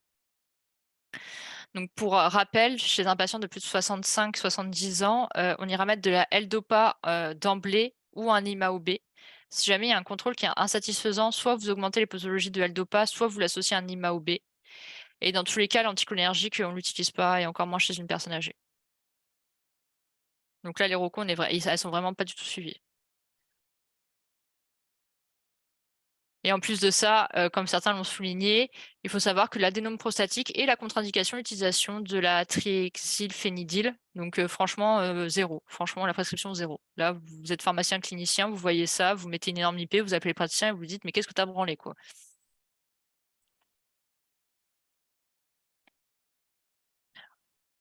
Donc du coup, maintenant qu'on a dit la reco, qu'on a dit que ça suivait strictement pas la reco et qu'on n'était pas content avec ça, on va décrire un peu plus les médicaments. Donc Margot proposait qu'on mettait les inhibiteurs de la décarboxylase pour éviter que la lévodopa se dégrade avant de passer la BHE. Est-ce que vous êtes tous d'accord ou pas? À quoi servent les inhibiteurs de la dopa décarboxylase?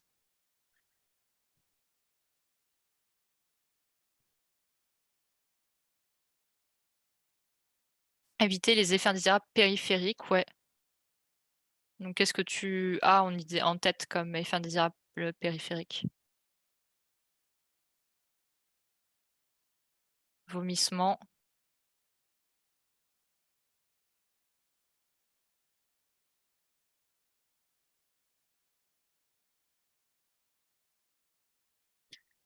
Il y en a 3 gros à connaître, qui va limiter énormément le bensérazide.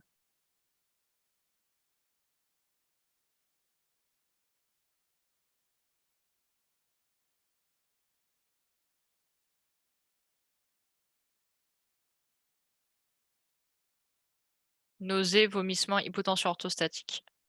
Ça, c'est vraiment les 3 à connaître. En plus de ça, comme dit Gaspard, ça améliore la biodisponibilité de la L-Dopa centrale et donc du coup, par extension, ça permet de réduire la dose de l'évodopa parce que sinon, si on devait juste la donner sans l'inhibiteur, autant vous expliquer qu'on sera des doses, stratosphériques parce qu'elle ne resterait pas très, très longtemps dans l'organisme. Donc on est d'accord, bensérazide, c'est l'inhibiteur de la dopa décarboxylase, on a donné son mécanisme d'action. Donc du coup, pour la lévodopa, quelle est sa classe thérapeutique et son mécanisme d'action?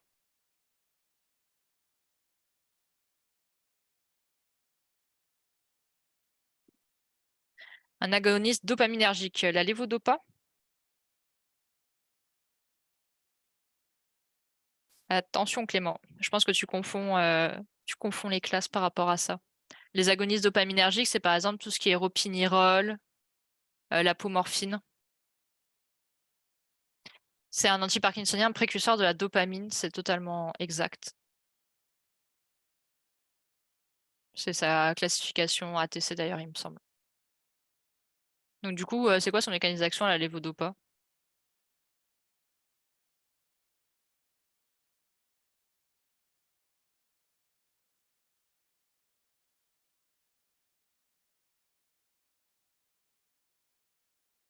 Ce précurseur de la dopamine, on est content, mais du coup, alors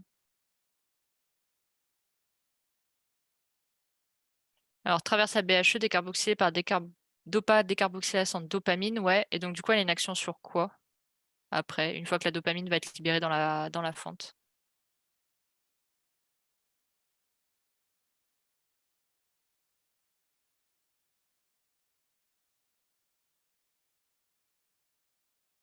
Ouais, et donc du coup, ça vous amène à quoi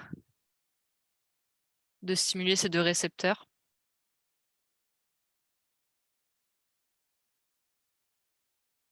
au niveau de la maladie de Parkinson?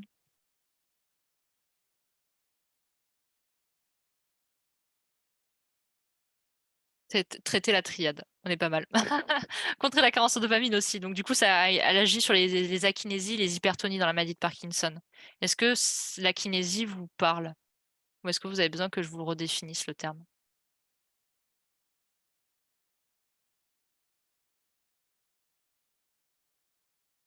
Milad, ouais, c'est la lenteur. Donc la kinésie, ce qu'on appelle aussi la lenteur des mouvements. Donc c'est le symptôme le plus répandu de la maladie de Parkinson. Donc en fait, c'est une difficulté à initier le mouvement. Et en fait, quand vous avez donné la lévodopa, ça va agir dessus et ça agit aussi sur l'hypertonie. Donc en fait, l'hypertonie, comment vous expliquer ça? Parce que c'est vrai que c'est très visuel quand on le voit chez un patient. Hem, Par exemple, vous essayez de déplier le bras de quelqu'un et si jamais le patient souffre de la maladie de Parkinson, en fait, il va exercer une force de résistance involontaire permanente. On appelle ça l'hypertonie plastique et en fait, la lévodopa, du coup, va jouer dessus.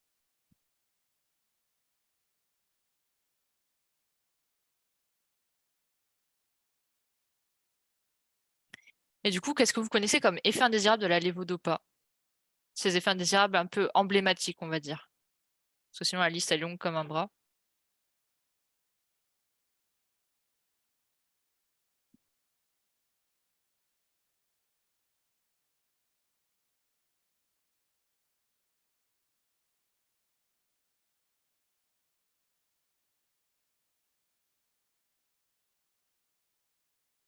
Addiction au jeu et au sexe, ouais. Donc oui, en effet, c'est quelque chose d'assez emblématique avec la lévodopa. Bon, après, on en a cité quelques-uns derrière avec nausées, vomissements et hypotension orthostatique. Somnolence, ouais. L'effet on-off, totalement.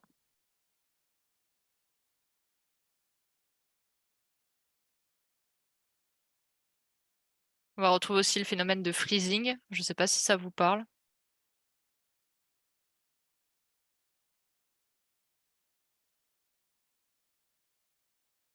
Alors, le phénomène de freezing dans la maladie de Parkinson, c'est un peu c'est l'incapacité d'initier le mouvement. Donc, en fait, c'est une sensation de pied collé au sol ou alors et un arrêt brutal du mouvement. C'est-à-dire que c'est des patients, tu as l'impression qu'ils n'arrivent pas à lever les pieds, quoi. C'est le symptôme, en fait, tu le vois quand tu déclenches la marche, c'est ces personnes-là.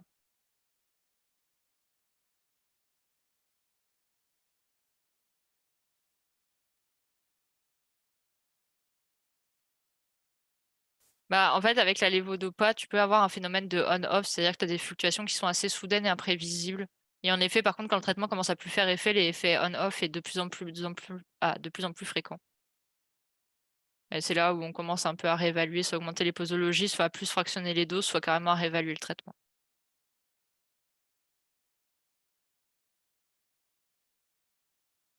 Après, il y a aussi un autre effet indésirable qui est très connu, c'est les hallucinations. Il faut savoir que les patients sous lévodopa hallucinent très souvent et sont donc sous clozapine. C'est le neuroleptique qu'on va utiliser contre ça.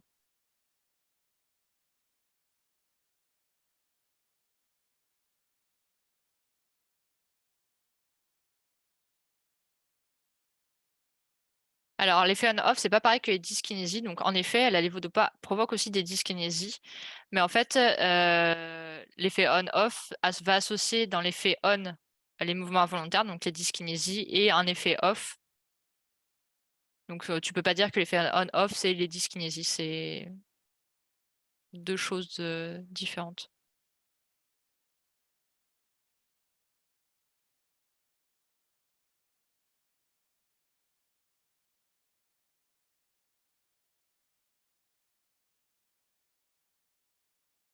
Et du coup, pour la trihexyphénidyle, c'est quoi sa classe thérapeutique, son mécanisme d'action, ses effets indésirables et sa contre-indication principale?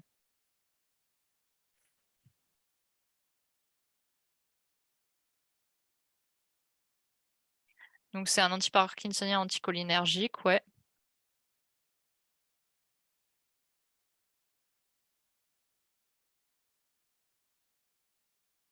Donc, il agit au niveau des récepteurs muscariniques. Alors, dans les effets indésirables, en effet, c'est des effets atropiniques qu'on va retrouver, mais du coup, il faut les citer sur la copie.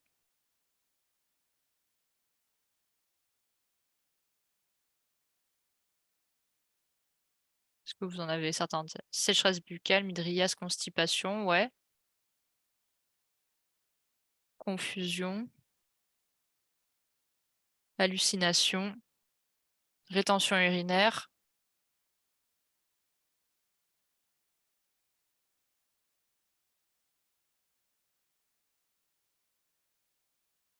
tachycardie.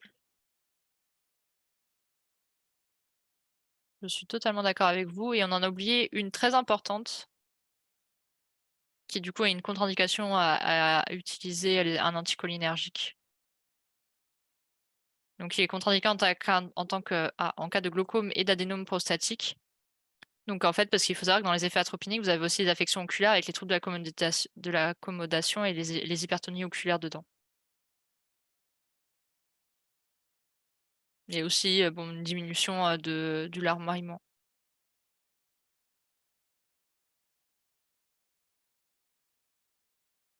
Bah, du coup, on est pas mal du tout, hein. Franchement, vous gérez. C'est top. Ah non, le glaucome n'est pas un effet atropinique, mais les anticholinergiques sont, contre-indiqués en cas de glaucome à angle fermé. À cause justement parce que dans les effets atropiniques, tu vas toucher au niveau oculaire.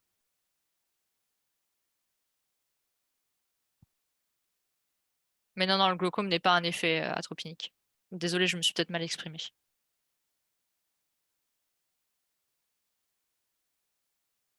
Ouais, est-ce que vous avez des questions du coup par rapport à tout ce qu'on vient de voir,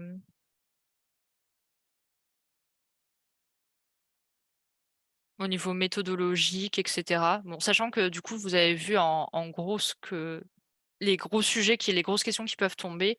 Il y a toujours, après des petites questions annexes comme les examens et cetera, mais ça, je vous laisserai vous reporter à la fiche, que je vais mettre dans le drive.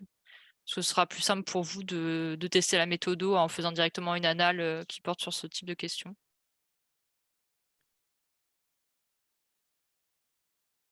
Alors Alizé, tu peux en parler, après je vois pas trop ce que tu veux en dire dessus.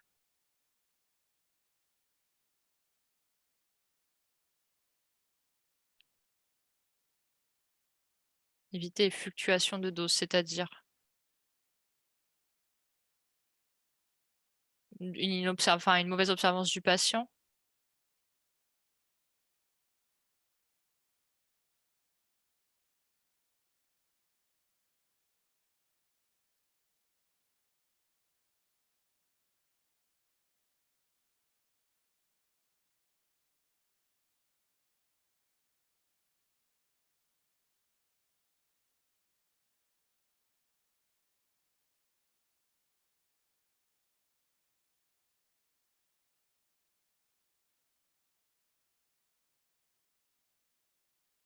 Ah, le fait, oui, de rapprocher les doses pour éviter, les akinésies en fin de dose.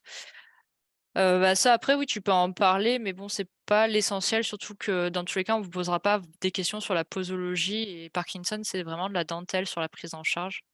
C'est-à-dire qu'il y a des patients qui vont en avoir 3 fois par jour, d'autres qui vont monter jusqu'à 6 fois par jour.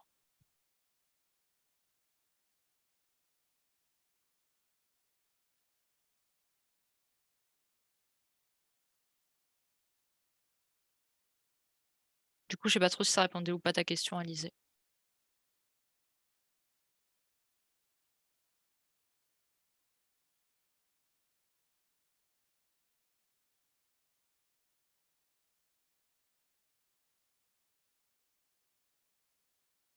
Du coup, est-ce qu'il y a des questions en règle générale sur les dossiers, sur la méthodo, sur la façon de s'organiser? Comme c'est un peu la dernière conférence méthodo, est-ce qu'il y a encore des zones d'ombre?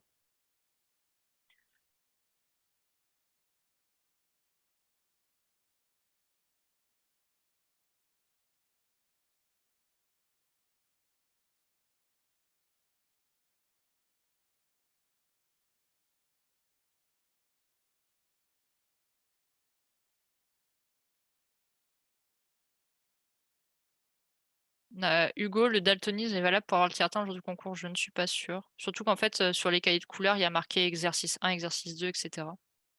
Mais ça, par contre, il faudrait vraiment que tu poses la question peut-être au CNG directement en les appelant. Parce que si c'est le cas, que tu sois au courant, parce qu'il faut monter tout le dossier, et cetera.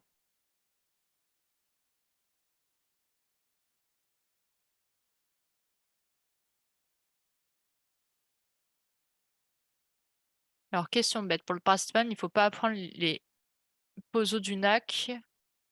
Alors oui, en fait, les POSO au concours ne sont plus demandés depuis la réforme, donc depuis 2009. Avant, en effet, il y avait des listes de POSO à connaître et maintenant, c'est absolument plus le cas. Donc, ils ne pourront pas vous poser une question, quel est le protocole d'administration du NAC avec les posologies? Ça sera totalement impossible. Surtout qu'en réalité, quand on regarde, je pense que chaque établissement fait un peu à sa sauce aussi, en fonction des recos, des experts, de l'établissement, et cetera.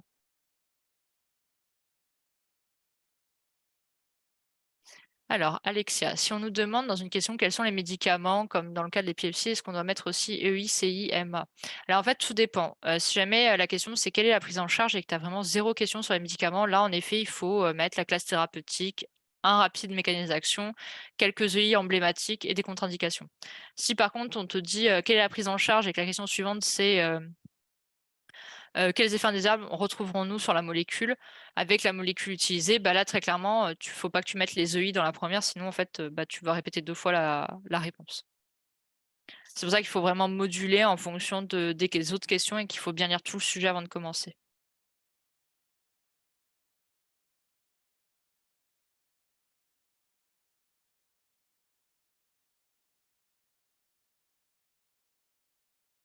Alors dans le cas de décembre, je dois t'avouer, je l'ai plus sous les yeux. Il disait quoi? Parce que je me rappelle qu'il y avait un truc genre citer, les différentes molécules autres que l'acide valproïque ou dans ce cas-là, il fallait juste les citer. Je dois t'avouer que je l'ai plus en tête. Oui, bah, oui, mais il y a marqué citer les cinq autres médicaments, qu'on aurait pu utiliser et comme c'est le verbe citer et qu'on ne te dit pas quels sont les 5 autres médicaments utilisés, bah, il fallait vraiment, je pense, que les citer et au pire, donner, la classe thérapeutique, où est-ce que tu les rangeais dans la famille.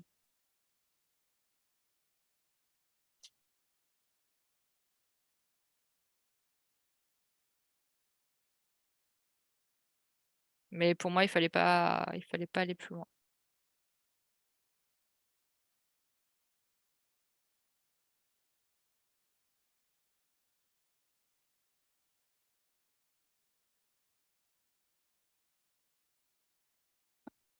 Est-ce qu'il y a du coup d'autres questions?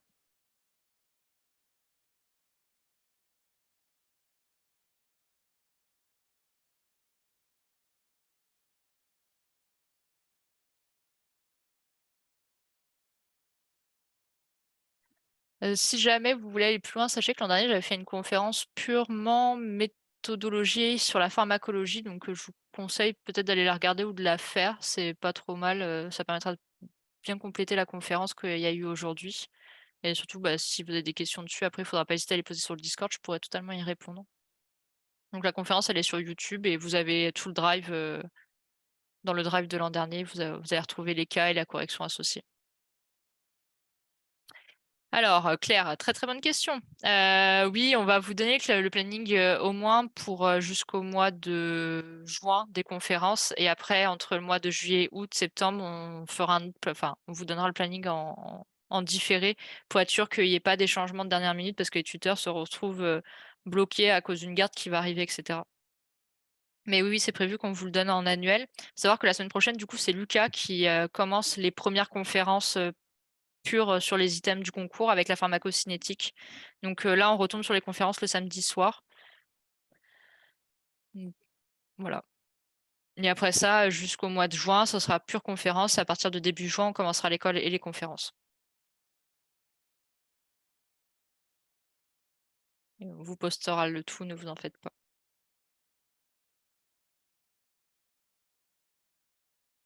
Du coup, je sais pas si vous avez encore, d'autres questions en suspens. Surtout, il faut pas hésiter à les poser. C'est le moment ou jamais.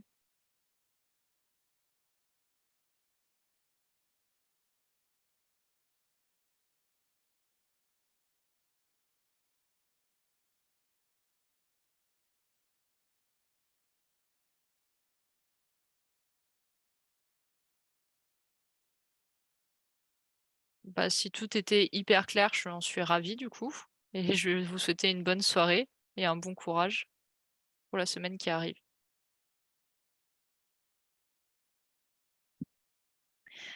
Bonne soirée et surtout, bah, si vous avez d'autres questions qui vous viennent en cours de route, il faut pas hésiter à venir les poser sur le Discord, hein, c'est totalement fait pour. Bon courage en tout cas pour la semaine.